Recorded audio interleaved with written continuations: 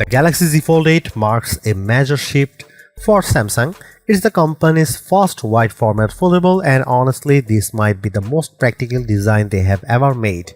You are getting something that feels noticeably lighter and more compact in your pocket, but when you unfold it, you still have that large immersive 7.6-inch display that's bright, sharp and ideal for content consumption.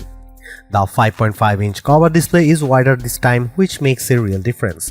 It's far more comfortable for everyday tasks, whether that's scrolling TikTok, replying to messages, or typing with two hands without feeling cramped. Samsung's new Flex Titanium tech has also pushed the crease closer to being a non-issue, which is a big deal for long-term usability. And on top of that, you are getting smarter AI features like Now Nudge that actually feel useful in day-to-day scenarios. That said, there are trade-offs. The biggest one, no telephoto zoom, and depending on how much you rely on that, it could be a deal breaker. Samsung is officially launching the Galaxy Z Fold 8 on August 7 with pre-orders opening today, July 22. Pricing starts at $1,899 for the base model with 256GB of storage and 12GB of RAM. If you want more storage, the 512GB version jumps to $2,099 and the 1TB model along with 16GB of RAM comes in at $2,499.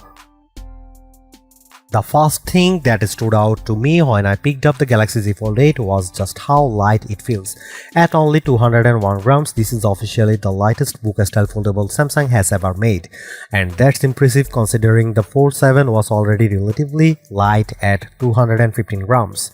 Then there is the front display. It's noticeably wider, which immediately makes the phone feel less cramped compared to the previous designs and even compared to the Fold 8 Ultra. When you unfold it, the 7.6-inch main display feels more natural for video and multitasking with reduced black bars that make better use of the screen.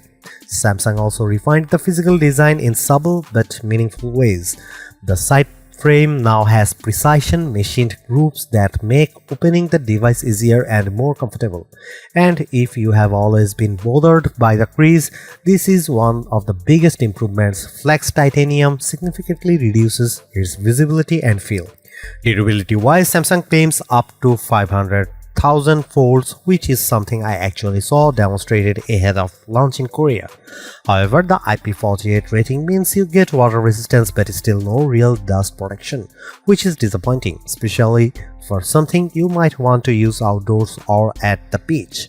There are a few other compromises. The 10-megapixel punch-hole camera on the main display is still visible and not particularly elegant, especially if you are hoping for a return to under-display camera tech. There is also no S Pen support, which feels like a missed opportunity given the size of the screen. In terms of dimensions, it's slightly thicker than the Fold 8 Ultra when unfolded, but it never feels bulky. And when it comes to colors, lavender stands out the most alongside graphite cream and an online exclusive pistachio option. It's worth noting Samsung isn't the first to try a white foldable design. Huawei has done something similar, but that device is heavier, thicker, and not available in the US, which makes Samsung's approach more relevant here. The cover display comes in at 5.5 inches, which might sound small on paper, but because of the wider 10:16 aspect ratio, it feels far more usable than previous Fold models. Typing is easier and content feels less compressed. Unfold it and you get a 7.6-inch main display with a 4:3 aspect ratio. This is a much better fit for video compared to the more square layouts we have seen before. You still get black bars, but they are less distracting overall. Rotate the device and that 3:4 layout works really well for browsing websites or reading ebooks. It's a surprisingly versatile screen. One issue I noticed is the keyboard. It still takes up a large portion of the screen, which can interrupt the experience when typing. Brightness is another big upgrade. The Fold 8 reaches up to 3000 nits, making it the brightest display Samsung has put on a phone so far. In fact, during my testing, I had to lower the brightness just to properly capture footage. Samsung also added an anti-glare coating, which should significantly improve outdoor visibility in direct sunlight. One thing missing, though, is the privacy display feature from the S26 Ultra series, which would have been a nice addition for protecting on-screen content in public.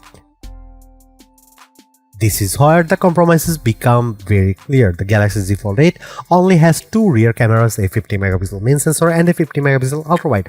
There is no telephoto lens, which means no optical zoom. If you can live without that, the overall camera performance should still be solid. Samsung has focused heavily on improving low light performance with its nightography enhancements. From my testing, photos looked brighter compared to the Fold 7, although I didn't notice a major leap in detail. There are some interesting additions on the video side. Dual recording lets you capture footage using both front and rear cameras simultaneously with previews on both displays. It's a flexible setup that opens up creative possibilities.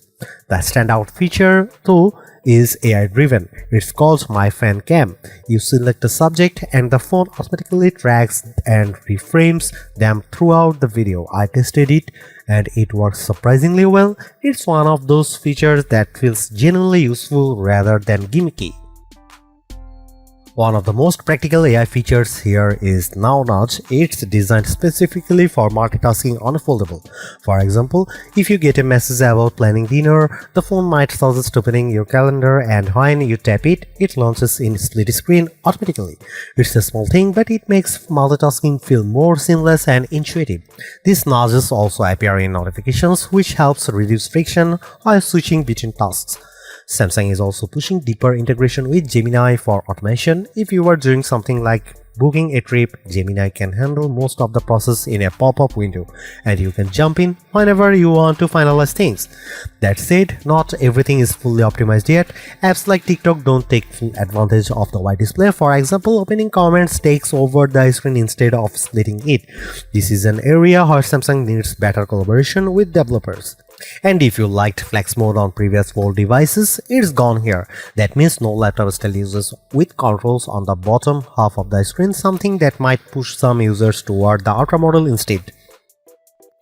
Samsung is finally using silicon carbon battery technology in the Fold 8, which allows for higher capacity without increasing size. You are getting a 4800 mAh battery, up from 4400 mAh in the Fold 7 despite the more compact design. Charging speeds have also improved. Wired charging jumps to 45 watt, which should get you to around 69% in 30 minutes. Wireless charging increases to 20 watt as well. However, there is still no built-in magnetic system like MagSafe. You'll need a compatible case for that, which feels like a missed opportunity.